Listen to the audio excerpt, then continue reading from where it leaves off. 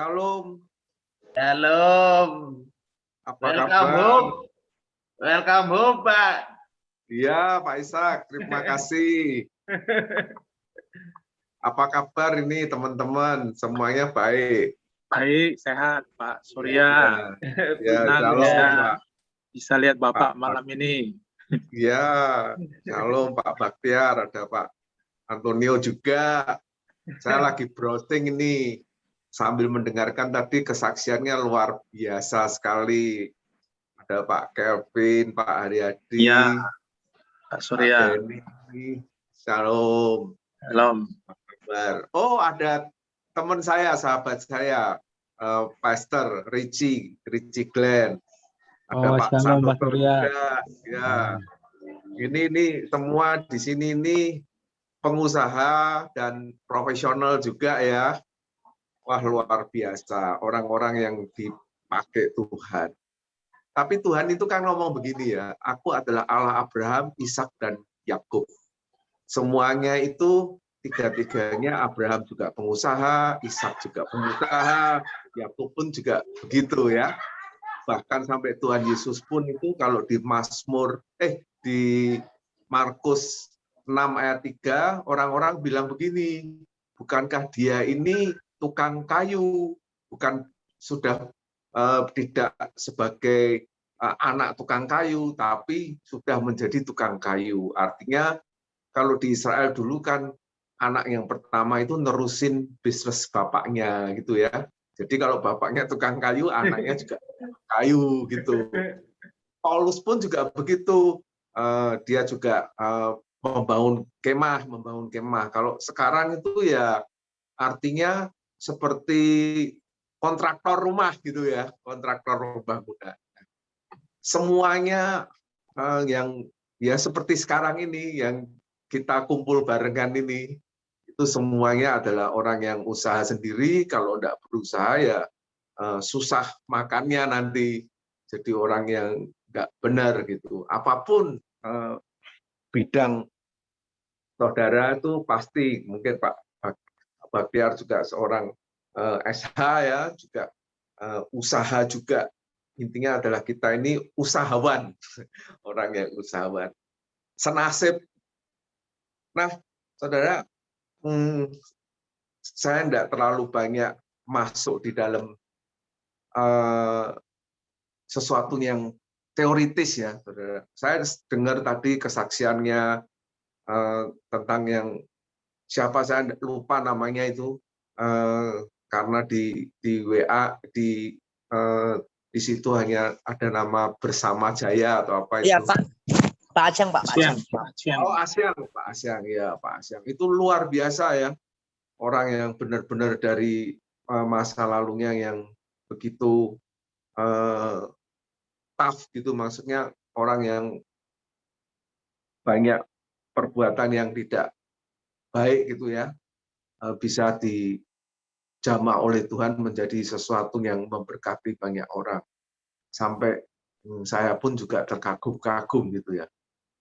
Saya juga sering melayani di penjara-penjara, saudara. Saya tahu keadaan mereka itu ya karena banyak orang-orang itu yang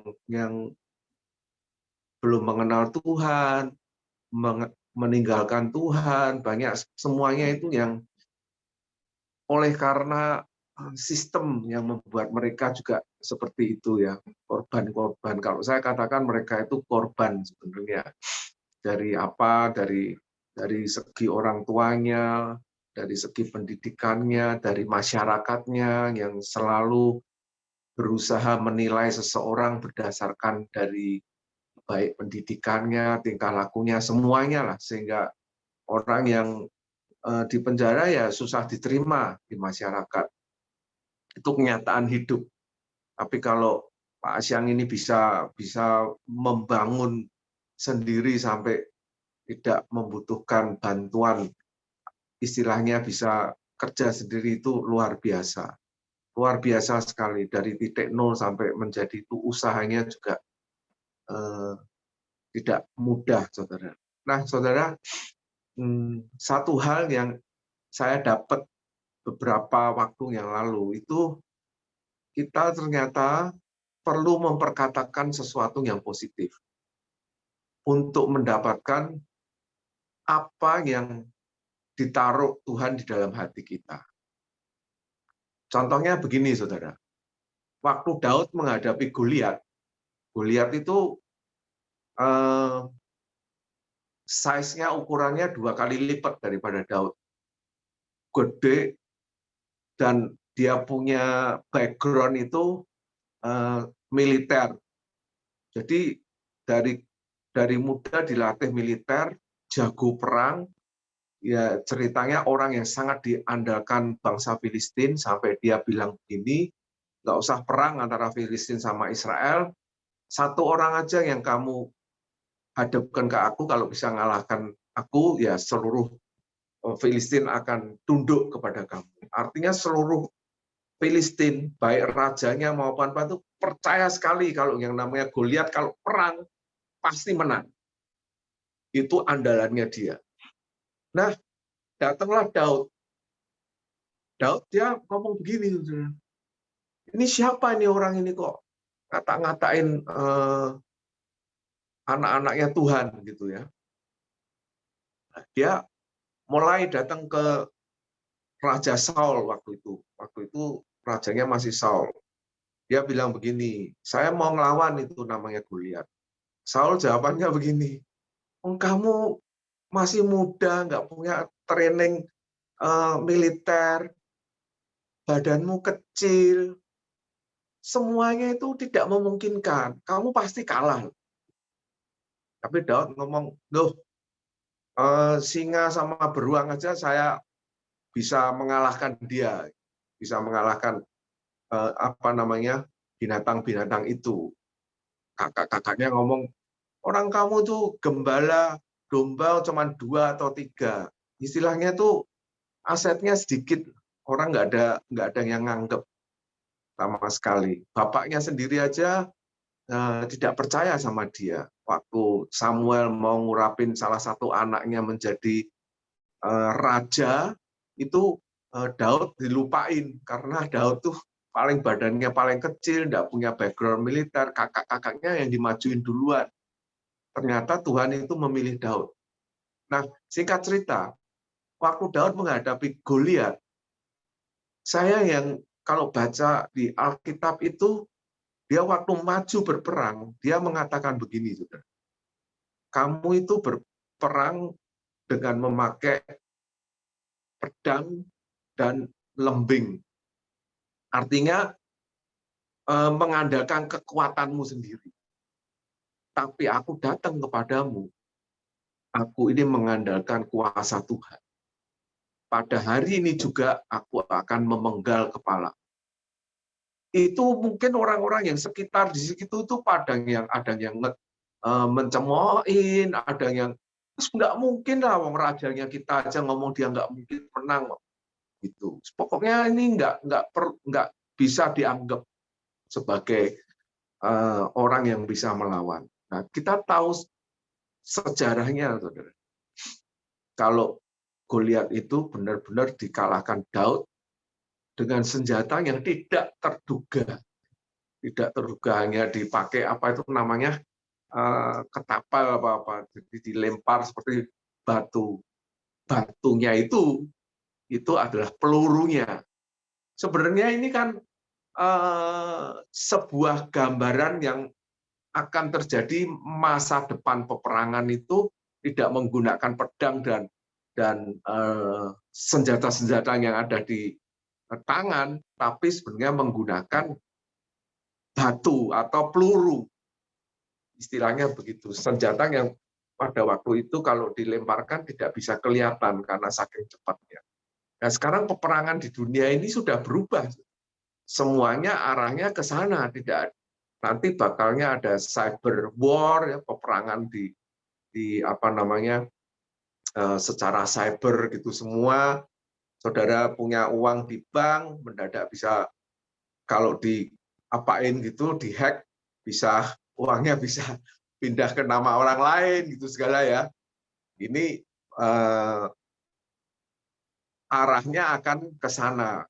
Artinya adalah membuat kekacauan yang baru. Nah, saudara, tadi saya bicara soal kita ini perlu memberitakan, declare gitu ya, mendeklarasikan, mengatakan sesuatu.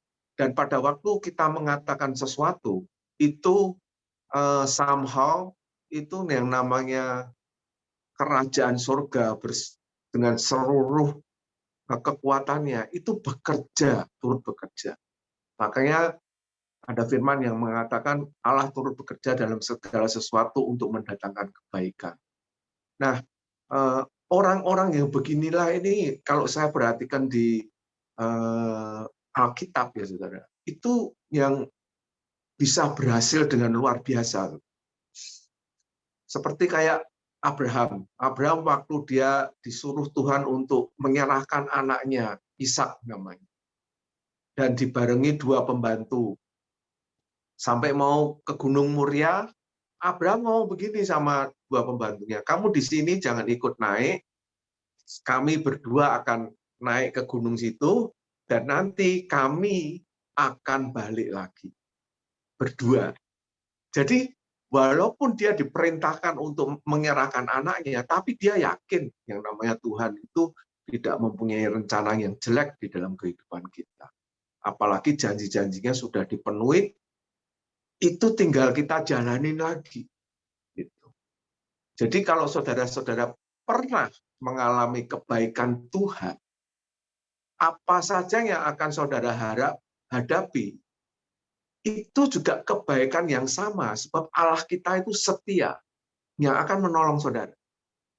Jadi kita percaya saja. Seperti Abraham pada waktu itu sebenarnya ya dia bisa bantah sama, loh Tuhan kan kamu janjinya ini anakku satu-satunya, jadi anak perjanjian kenapa diminta? Tapi begitu dia jalanin, ternyata Tuhan itu sudah menyediakan suatu kambing di sana untuk dikorbankan. Artinya itu kadang-kadang ya namanya tes itu memang harus ada. Kalau mau ujian mau lulus kan ya mesti ada tesnya, nggak mungkin dites itu. Tapi Tuhan berjanji pencobaan-pencobaan yang kita alami itu pencobaan yang biasa, yang tidak akan melampaui kekuatan kita, tidak akan melampaui mental kita. Dan pada waktu pencobaan itu datang, Tuhan itu setia dan Dia akan memberikan jalan keluar. Itu kita pegang firman itu. Kalau saudara menghadapi lagi ada masalah, pencobaan, penderitaan, firman itu kita deklarasikan. Kita ngomong, baik dalam hati maupun ngomong dengan orang lain. Sehingga surga ini dia yang memberikan firman Tuhan. Ini firman Tuhan ini Tuhan sendiri. Jadi kalau itu sudah dikatakan, dan kita yakin itu akan terjadi, surga itu bertanggung jawab untuk menyelesaikan masalah kita. Nah, ini seolah-olah kok enak aja ya lempar tanggung jawab. Oh enggak, saudara. Kita ini tahu kemampuan kita.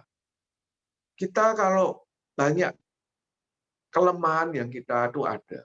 Memang kalau di hadapan orang banyak kelihatannya kita baik-baik saja, bisa ketawa, bisa apa. Tapi kalau lagi sendirian, kita kepikiran oleh masalah itu. Nah ini hati-hati, saudara. Biasanya itu baik pikiran kita. Orang banyak juga ngomong iblis itu yang mempengaruhi pikiran kita sehingga kita ini bisa down. Kita bisa takut menghadapi masa depan kita. Nah, banyak firman Tuhan itu yang mengatakan, kamu jangan takut, sebab aku menyertai-mu. Kamu jangan takut, sebab aku ini Allahmu. Kamu jangan takut, jangan bimbang. Aku akan menolong engkau. Aku akan memegang tanganmu dengan tangan kananku yang membawa kemenangan demi kemenangan. From glory to glory. Itu semua firman Tuhan. Sayangnya, kita ini seringkali kalau menghadapi masalah, firman-firman Tuhan itu tuh hilang dari pemikiran kita. Yang kita pikirkan itu masalahnya, fokusnya. Kita fokus kepada masalah kita. Dan bagaimana cara menanganinya. Gitu. Nah, saudara, ada satu contoh yang namanya Ishak, saudara. Ishak itu dia mewarisi 100% warisan dari bapaknya. Abraham itu orang yang sangat kaya. Kalau sekarang ceritanya konglomerat gitu ya. Nah, Ishak itu anaknya Abraham. Dia mewarisi semuanya. Tapi pada suatu hari, ini ada di Kejadian 26 mulai ayat 1, 2 dan 3, itu terjadi kelaparan di daerah itu. Sedangkan asetnya Ishak itu semuanya adalah binatang peliharaan. Yang namanya kekeringan itu tidak ada air.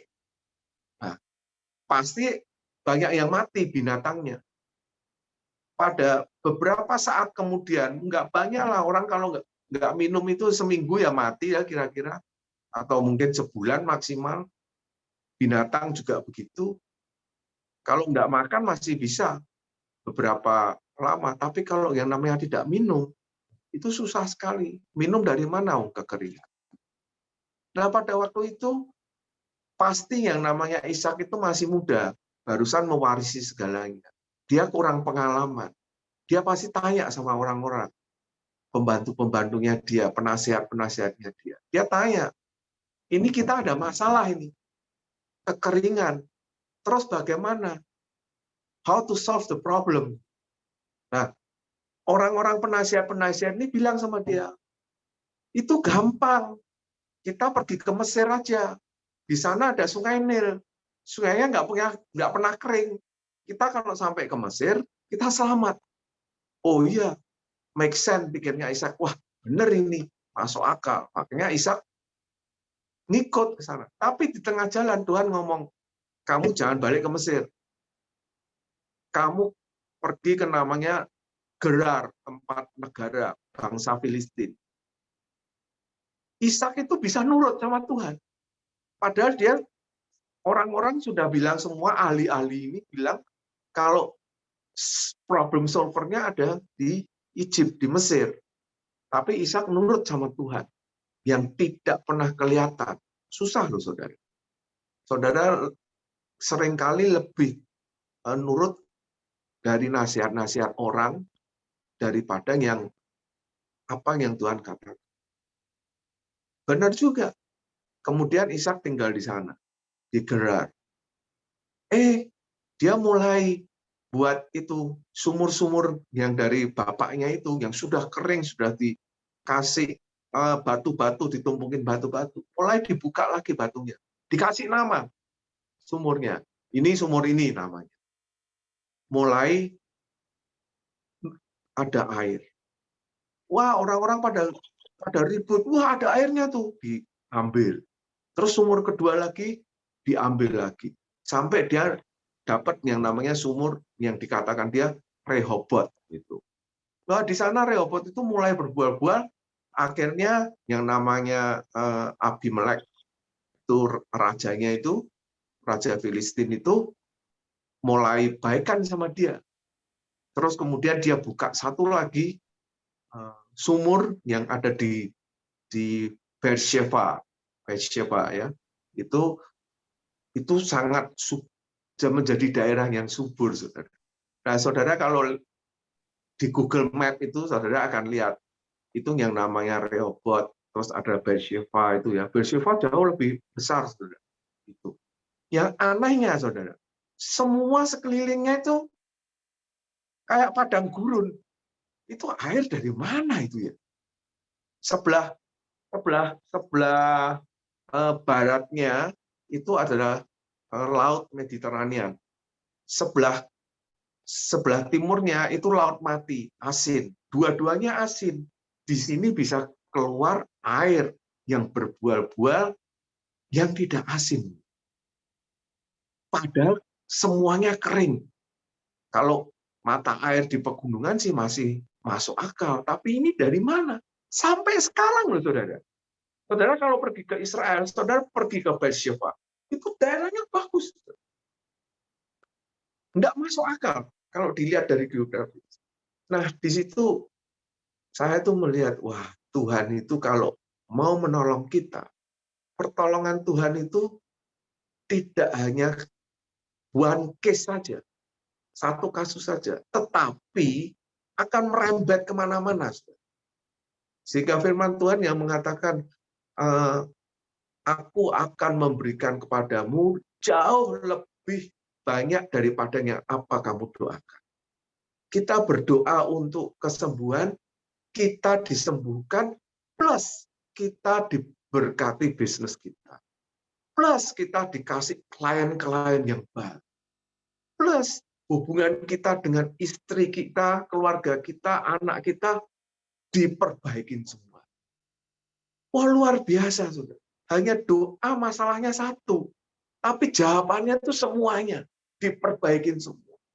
Kayak kalau ngomong kita ini masuk bengkelnya Tuhan Yesus. Kalau bertobat itu semua satu-satu dibenahi. Tadi yang dikatakan Asyang itu, dia hanya cuman, ya saya mau ke gereja. Tapi saudara lihat, dibenahin semuanya satu-satu. Sampai dapat istri dari orang yang benar semua. Itu enggak mudah. Orang tuanya pasti enggak setuju. Nah, tapi itu bisnisnya mulai dikembaliin. Semua, ya dari bawah sampai ke atas. Tapi saya percaya, saudara, kalau orang-orang yang sudah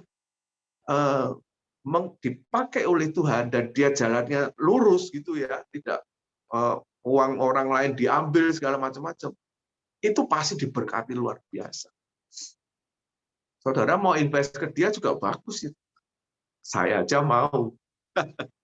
Artinya begini, saudara. Tuhan itu nggak mandang orang, background kita. Background kita mungkin banyak yang pendidikannya tinggi, yang jauh melebihi daripada dia, karena dia juga bilang kalau tidak punya pendidikan macam-macam. Masalahnya orang yang berpendidikan itu menganggap orang yang tidak berpendidikan itu agak lower gitu, agak di bawah gitu ya. Padahal zaman sekarang itu saudara tinggal buka Google aja, pengetahuan kita sudah kalah sama yang orang yang megang Google. Yang pegang HP itu tanyain apa aja bisa. Saham hari ini di Nasdaq berapa, di Wall Street berapa, tahu asal punya HP-nya.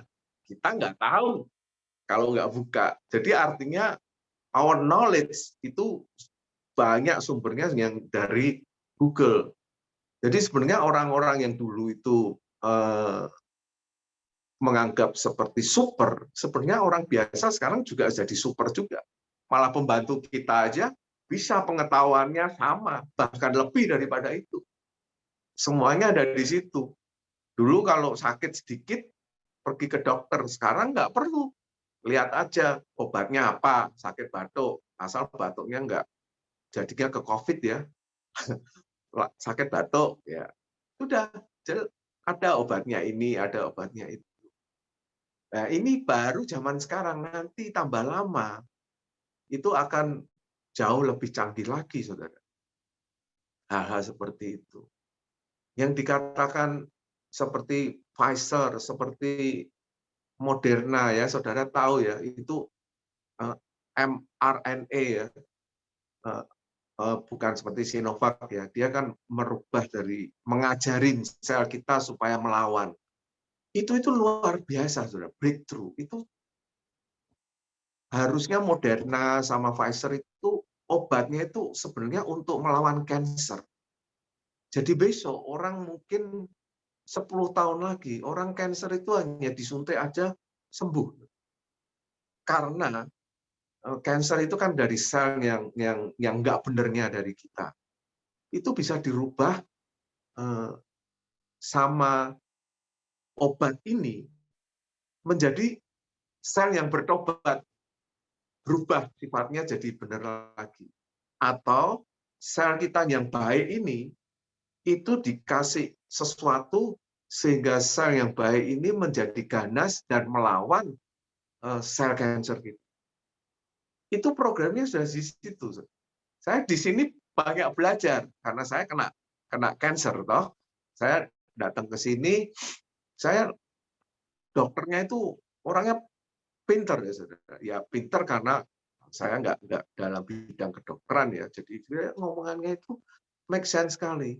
Jadi nanti sekarang ini sudah ada kalau yang namanya cancer bile duct semuanya itu nggak perlu dioperasi, nggak perlu dikemo, tapi hanya disuntik saja yang namanya obat-obat seperti mRNA itu dia merubah sel kita itu yang baik menjadi T cell namanya, sel T gitu ya. Itu nanti yang memerangi sel-sel kanker itu dan akhirnya mati sendiri sel kanker itu. Jadi ini ya cuma disuntik terus kemudian berapa lagi di detox sudah sel-sel yang mati pada keluar. Ini sudah terjadi loh saudara. Jadi kalau ada anggota keluarga saudara yang kena seperti bile duct cancer itu ya, kayak cancer di saluran empedu segala macam-macam itu sudah bisa pakai itu dan kesuksesannya itu 70% tanpa operasi tanpa apa-apa. Dan ini akan bergulir terus ini, bergulir terus. Ya itu luar biasa. Namanya cancer itu cuman seperti orang kayak batuk pilek biasa aja diobatin selesai. Itu in the future. Ya tentu nantinya ada penyakit baru lagi yang muncul lagi gitu ya. Nah, yang ingin saya katakan ini hari ini tuh perlu kita katakan, perlu kita perkatakan. Firman Tuhan itu kita ngomong. Dan kita tidak boleh punya negatif, attitude negatif ya. Seperti saudara kan tahu itu yang namanya Zakaria, itu dia punya istri mandul namanya Elizabeth. Dia bapaknya Yohanes Pembaptis. Waktu dia ditemuin malaikat itu ngomong begini, kamu bakalnya punya anak, namain nanti anakmu ini Yohanes Pembaptis. Padahal seluruh keluarganya nggak ada yang namanya Yohanes Pembaptis. Nah, terus dia jawab begini, masa iya sih, kasarannya itu ya, masa iya sih Tuhan, orang aku ini sudah tua, dan istriku Elizabeth ini juga sudah tua. Makanya malaikat ini ngomong begini, karena kamu nggak percaya, itu kan ceritanya bantah kan, bantah, mempertanyakan.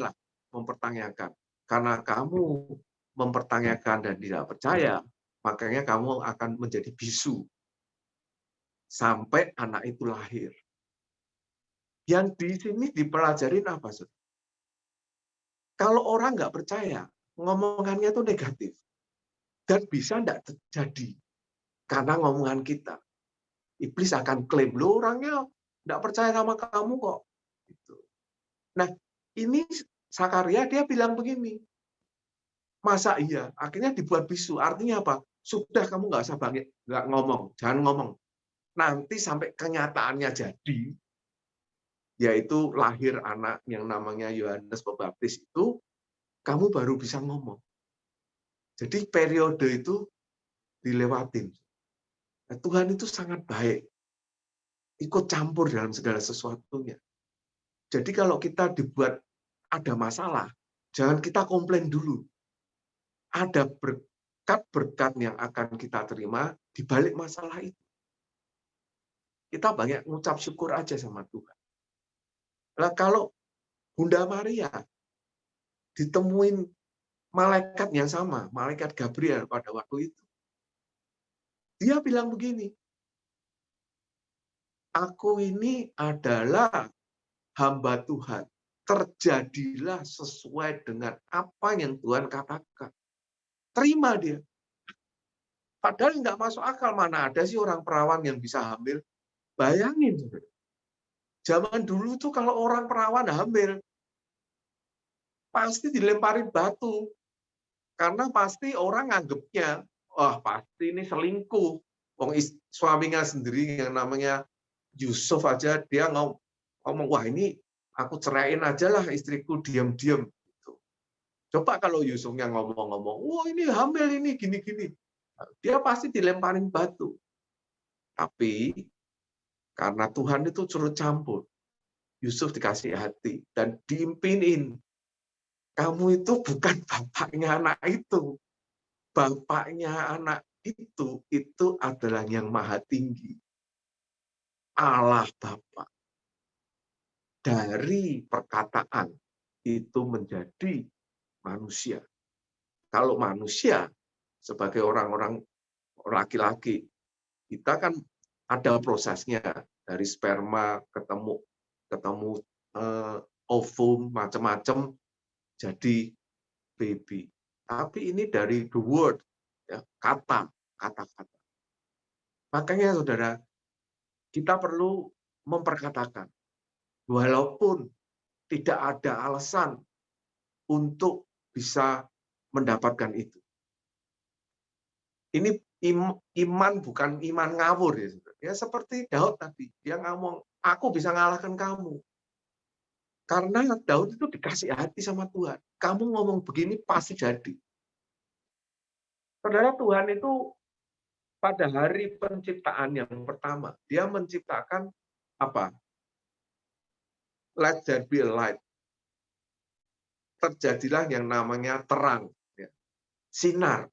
Hari pertama. Hari kedua, hari ketiga. Baru hari keempat, matahari diciptakan.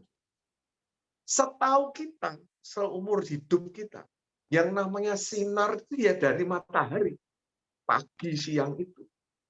Tapi bagi Tuhan, itu tidak membutuhkan reason, alasan gitu.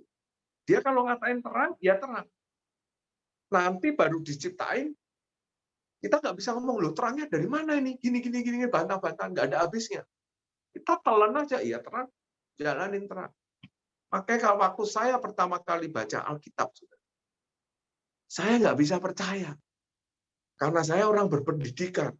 Saya mengatakan, loh mana mungkin bisa dijadikan sesuatu 6 hari? Mana mungkin? Banyak pertanyaan. Karena kita kan dididik secara pendidikan ya, apalagi pendidikan Barat itu kan tidak membahas soal begitu. Ya walaupun 1 hari itu bisa 1000 tahun atau 1 juta tahun, itu sah-sah saja bagi Tuhan. Itu yang membuat kita ini menjadi ganjalan untuk bisa percaya kepada Dia. Jadi kalau waktu pertama kali kita membaca Kejadian, itu bagi saya itu seperti screening iman kita. Kalau yang nggak percaya, ya nggak usah diterusin. Sudah stop. Jadi Tuhan itu memberikan sesuatu yang very impossible di paling awal, paling depan. Dan Tuhan ngomong apa? Firman Tuhan. The word, kata-kata. Kata-kata itu penting sekali karena Tuhan mengajarkan kamu pakai kata. Kalau Inggrisnya kan word ya, firman itu word. Word itu kata-kata. Tidak ada ciptaan Tuhan yang bisa bicara kecuali manusia. Itu ciptaan yang tertinggi. Semua binatang tidak bisa. Mungkin mereka komunikasi dengan caranya sendiri, tapi ngomong itu nggak bisa. Ngomong, nulis semuanya itu hanya manusia yang bisa. Nah, saudara, kita pakai, saudara. Kita ini sebenarnya masing-masing sudah diberi suatu senjata yang luar biasa. Seperti waktu Musa. Musa itu diperintah Tuhan, kamu angkat tongkatmu, laut bisa belah, laut merah. Dia angkat tongkat, benar. Ada angin tiup besar yang dari timur, terbelahlah itu yang namanya laut. That's impossible, nggak mungkin terjadi. Tapi mungkin karena Tuhan yang merintahkan.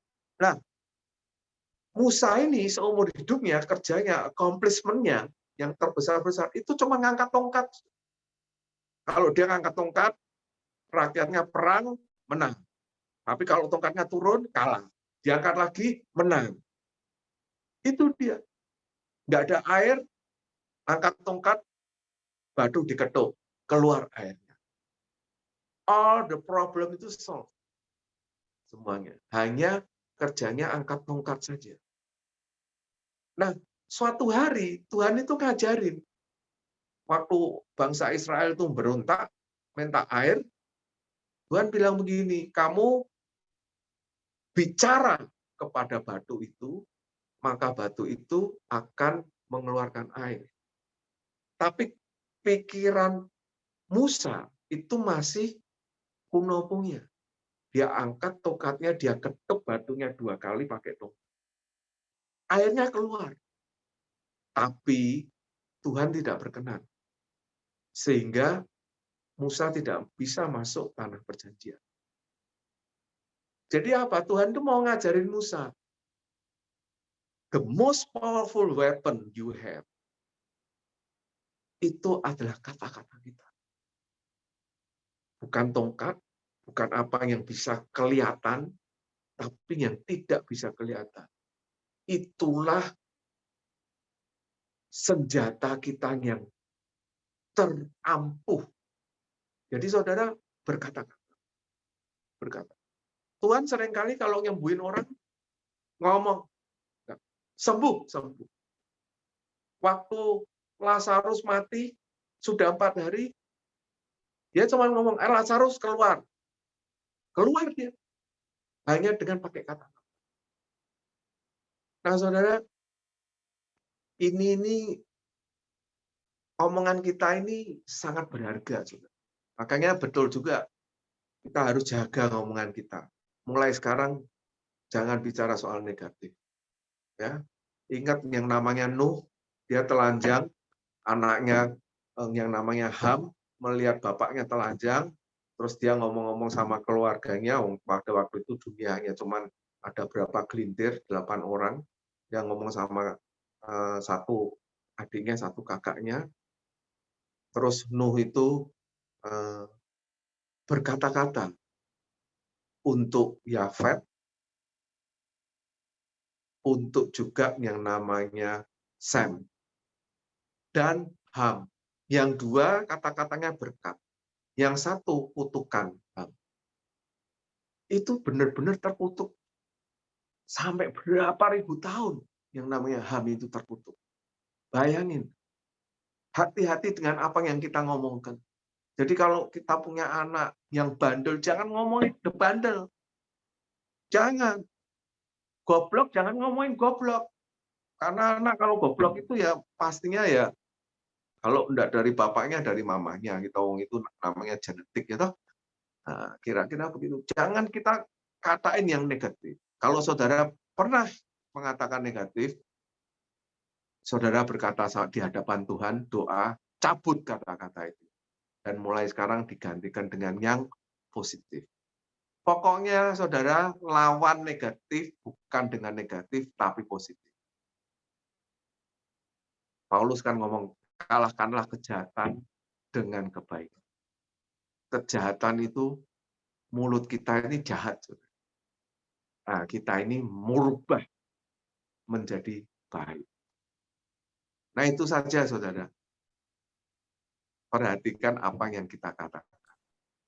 Because karena itu senjata yang paling ampuh yang pernah diberikan kepada manusia. Tetapi manusia salah menggunakannya. Saudara, kalau saya di Amerika ini, wah, kata-katanya kan kotor-kotor, four letter word gitu ya. Mesti ngomongnya kalau saudara lihat film kan mesti ada kata-kata kotor. Itu kita jangan niru. Kita berubah. Saya waktu dulu ingat, saudara, saya orangnya nakal. Saya apapun yang bisa dilakukan. Wong enak gitu loh, saudara. Nah, tapi pada waktu saya bertobat, mulai berubah. Yang saya tidak bisa masuk akal sampai sekarang. Saya tidak bisa ngomong kata-kata kotor yang seperti saya dulu suka sekali menggemakan. Aneh. Mulut saya ini mau ngomong aja nggak bisa. Yang namanya apa, gitu ya. Kalau Saya kan asalnya dari orang Jawa. Kalau orang Jawa ngomong sesuatu tua, kotor itu mantep ya. Apalagi orang Surabaya ya. Ada mungkin di sini orang Jawa Timur gitu ya. Kalau ngomong itu kan, kalau ngata-katain kotor itu kan enak gitu ya. Dengerin aja bisa ketawa loh gitu. Nah, itu bisa keluar.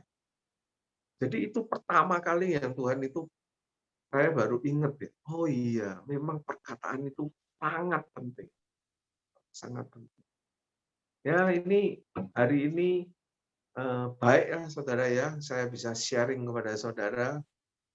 Saudara kalau yang sakit bilang sama Tuhan, Tuhan terima kasih, aku akan Engkau sembuhkan. Yang mempunyai masalah berbeban berat, terima kasih Tuhan, aku akan melewati semua.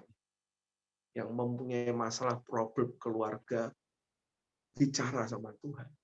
Tuhan terima kasih, Engkau pulihkan keadaanku.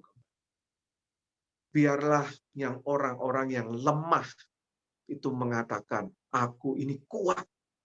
Itu di Bible ada itu. When the weak say I'm strong, gitu ya. Pada saat aku lemah, orang-orang lemah itu akan mengatakan, aku ini kuat. Jadi saudara, yang sakit, baik yang mempunyai masalah keluarga, masalah keuangan, semuanya katakan positif. Sebab kalau hal itu saudara katakan digemakan, kerajaan surga itu bekerja untuk saudara. Sehingga apa yang dikatakan di Yesaya 26 ayat 12 itu terjadi. Firman Tuhan di Yesaya 26 ayat 12, saudara nanti buka ya. Kata-katanya begini saudara. Tuhan, terima kasih Engkau telah memberikan damai sejahtera bagiku, sebab segala sesuatu yang aku lakukan, Engkaulah yang mengerjakannya bagiku. Jadi ada, saudara kerja apa? Tuhan ikut bekerja.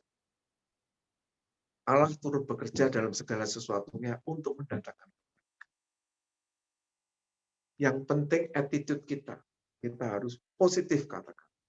Positif. Mulai sekarang jangan ngomong negatif. Itu tidak baik untuk kehidupan masa depan kita, masa depan anak.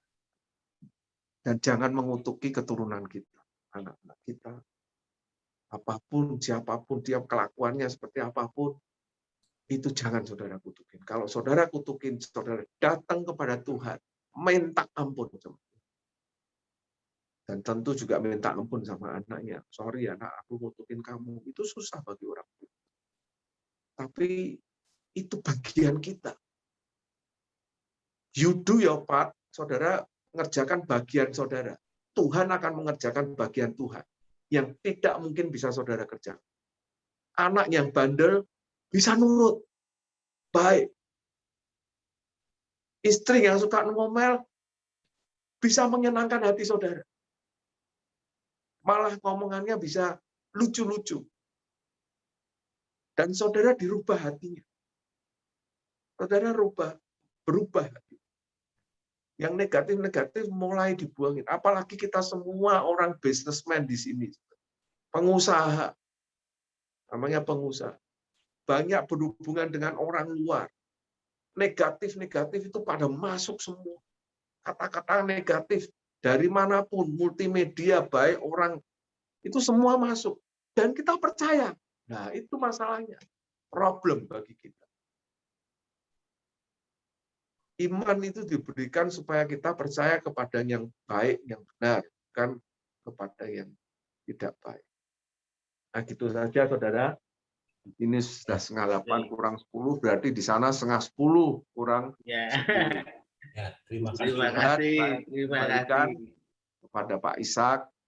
Maaf ya kalau kepanjangan, tapi ini mungkin bagi saudara-saudara yang percaya, mulai katakan. Ya, Asyang ya, kamu mulai katakan apa yang dulu-dulu, yang kata-kata yang sampah-sampah itu, buangin semua.